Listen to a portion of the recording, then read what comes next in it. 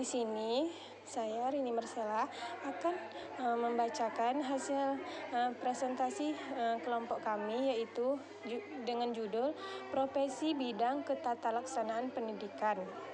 Latar belakang: ilmu administrasi sebagai ilmu yang membahas tentang usaha-usaha manusia dalam meningkatkan efisiensi dan efektivitas kerja di dalam suatu kelompok, di mana tujuannya sebagai usaha pembinaan, pengembangan dalam pengendalian suatu lembaga yang tidak dapat dilepaskan dari masalah metode dan alat serta masalah manusianya sendiri yang harus mampu menerapkan kerja secara efektif. Seorang guru tidak cukup hanya dibekali kemampuan profesionalitas, mereka juga harus dibekali dengan berbagai pengetahuan, keterampilan, dan keahlian dalam berbagai bidang agar mampu mewujudkan kerjasama yang efektif untuk pencapaian tujuan. Rumusan masalah: 1. Bagaimana konsep dasar ketatalaksanaan lembaga pendidikan? 2. Apa fungsi dari ketatalaksanaan lembaga pendidikan? 3. Bagaimana prosedur ketatalaksanaan lembaga pendidikan? 4. Bagaimana sistem informasi manajemen lembaga pendidikan? Tujuan: 1. Mengetahui konsep dasar ketatalaksanaan lembaga pendidikan. 2. Memahami fungsi dari ketatalaksanaan lembaga pendidikan. 3. Mengetahui prosedur ketatalaksanaan lembaga pendidikan. 4. Mengetahui sistem informasi manajemen lembaga pendidikan. Konsep dasar ketatalaksanaan lembaga pendidikan. Secara morfologis, tata usaha terdiri dari dua patah kata, yaitu tata, yaitu teratur, tertib, tersusun rapi, dan usaha, yaitu kegiatan pekerjaan. Jadi, tata usaha berarti kegiatan atau pekerjaan yang dilakukan secara teratur, tertib, dan tersusun rapi. Istilah tata usaha diterjemahkan dari perkataan Belanda administrasi pada umumnya diartikan sebagai kegiatan penyusunan keterangan-keterangan secara sistematif dan pencatatannya secara tertulis dengan maksud untuk memperoleh suatu ikhtisar mengenai keterangan-keterangan itu dalam keseluruhannya yang dalam hubungannya satu sama lain. Tata laksana atau tata usaha pendidikan yaitu segenap proses kegiatan pengelolaan surat menyurat yang dimulai dari menghimpun atau menerima, mencatat, mengolah, mengandalkan, mengirim, dan menyimpan semua bahan keterangan yang diperlukan oleh organisasi. Dengan pengertian ini, maka tata laksana atau tata usaha bukan hanya meliputi surat-surat saja, tetapi semua bahan ketentuan dan informasi. Fungsi dari ketatalaksanaan lembaga pendidikan. 1. Mengetahui secara umum kondisi siswa yang sedang mengikuti pembelajaran pada setiap tahun pembelajaran. 2. Merencanakan jumlah siswa yang dapat direkrut untuk tahun pembelajaran berikutnya. 3. Mampu secara mandiri mengembangkan diri sebagai upaya pemenuhan rasa keingetahuannya terhadap kebijakan teori praktik baru sehubungan dengan pelaksanaan suatu tugas pokok dan fungsi ketatalaksanaan pendidikan. 4. Mampu mengelola ketatausahaan sekolah dalam mendukung kegiatan-kegiatan sekolah. 5. Mampu mengelola administrasi, surat masuk dan surat keluar sesuai dengan pedoman persuratan yang berlaku. Menurut Muhammad Anyar, 1989, Dasar-dasar pengembangan kurikulum, Jakarta, Dikbud. Tenaga tata usaha memiliki 3 peranan pokok, yaitu 1. Melayani ketatalaksanaan pekerjaan-pekerjaan operatif untuk mencapai tujuan dari suatu organisasi, menyediakan keterangan-keterangan bagi pucuk pimpinan organisasi itu untuk membuat keputusan atau melakukan tindakan yang tepat, dan membantu kelancaran perkembangan organisasi sebagai suatu keseluruhan. Prosedur ketatalaksanaan lembaga pendidikan menurut Hadari Nawawi, halaman 55, 1981, di lingkungan lembaga pendidikan dari unit yang terendah sampai yang tertinggi diperlukan dan diselenggarakan kegiatan tata usaha yang terarah dan tertib. Data yang diperlukan dari murid atau mahasiswa atau orang tuanya yaitu nama murid atau mahasiswa, tanggal dan tempat lahir, jenis kelamin, nama alat pekerjaan dan agama orang tua atau wali, ijazah terakhir atau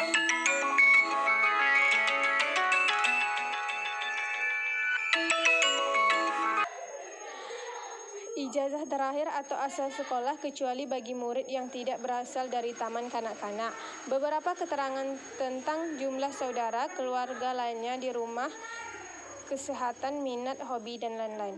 Lembaga pendidikan yang bersangkutan perlu membuat catatan terutama dalam buku induk tentang nomor induk pendaftaran dan nomor pokok, tahun ajaran yang diikuti menurut kelas atau tingkat atau semester, tanggal masuk dan tanggal keluar, sebab-sebab meninggalkan sekolah dan tanggal kenaikan atau tanggal tinggal kelas. Bila alamat murid atau mahasiswa dan alamat orang tua atau wali tidak sama, terutama untuk tingkat SMP ke atas, maka perlu disediakan tempat mencatat. Masing-masing tahap dalam proses tersebut pasti memerlukan berbagai jenis informasi dalam pelaksanaannya adalah sebagai berikut. A. Penentuan tujuan dan sasaran. B. Perumusan strategi. C. Perencanaan. D. Penyusunan program kerja. B. Daftar hadir atau absensi menurut Hadari Nawawi 1981 di lingkungan suatu lembaga pendidikan setiap hari hadir sejumlah besar manusia terdiri dari pimpinan sekolah, guru-guru, para murid dan karyawan pegawai tata usaha. Tujuan daftar hadir ini untuk pembinaan mutu pendidikan secara profesional maupun pembinaan tata tertib atau disiplin secara kontinu. Penyimpanan bahan dokumentasi dan penyampaian laporan tentang data yang terdapat di lingkungan suatu lembaga pendidikan sangat penting karena data yang lengkap tentang perkembangan lembaga pendidikan dapat dipergunakan untuk menilai realisasi program dalam rangka meningkatkan pembinaan lembaga tersebut. Data yang lengkap merupakan petunjuk yang penting dalam mengambil keputusan untuk melakukan perubahan dan perbaikan yang diperlukan. Data yang lengkap untuk murid akan sangat berguna dalam membantu perkembangan atau mengatasi kesulitan yang dihadapi, baik yang akan dilakukan oleh personal di sekolah yang memikul tugas tersebut maupun oleh orang tua murid yang harus terus mendorong ikut bertanggung jawab terhadap kemajuan anak-anak di sekolah. C. Pengaturan proses belajar mengajar. Fungsinya mengatur jadwal pelajaran, mengatur penggunaan kelas, agenda, arsip, dan ekspedisi. Menurut Hadari Nawawi 1981 menjelaskan bahwa setiap lembaga pendidikan formal sebagai organisasi kerja tidak dapat melepaskan dari keharusan berkomunikasi dengan pihak luar. Komunikasi tertulis berupa surat menyurat sebagai realisasi komunikasi tertulis dan dikelompokkan menjadi dua, yaitu surat-surat keluar, yakni surat yang dikirim oleh lembaga pendidikan atau kantor tertentu pada seseorang atau lembaga atau kantor lainnya. 2. Surat-surat masuk, yakni surat-surat yang diterima oleh lembaga pendidikan atau kantor tertentu dari seorang atau lembaga atau kantor lain, termasuk juga dari murid-murid, orang tua, atau guru-guru di lingkungannya. Menurut Hadari Nawawi 1981, secara etimologis kata arsip berasal dari bahasa Belanda arsif yang berarti penyimpanan surat-surat, pengumuman, catatan-catatan lain yang telah selesai dipergunakan. Beberapa surat yang diarsipkan mungkin masih akan diperlukan dengan tenggang waktu. Secara garis besar, tata usaha sebagai salah satu kegiatan manajemen operatif menyelenggarakan kegiatan-kegiatan sebagai berikut. A. Menerima, mencatat, memproses surat keluar dan surat masuk. B. Mengurus penyimpanan pemeliharaan pengawetan arsip. C. Mengatur dan melayani kebutuhan arsip bagi penjabat pimpinan dan pihak lain yang memerlukan secepat-cepatnya. D. Mengatur pemakaian buku agenda, buku ekspedisi, dan mengirimkan surat keluar. E. Bertanggung jawab atas penyimpanan dan pemakaian cap atau stempel. F. Mempersiapkan dan mengolah rancangan surat-surat. G. Mengurus percetakan atau pengadaan formulir-formulir, kartu-kartu dan menyediakan alat tulis menulis lainnya. H. Mengatur penyelenggaraan rapat dinas. I. Mengatur komunikasi dengan hubungan dengan pihak luar.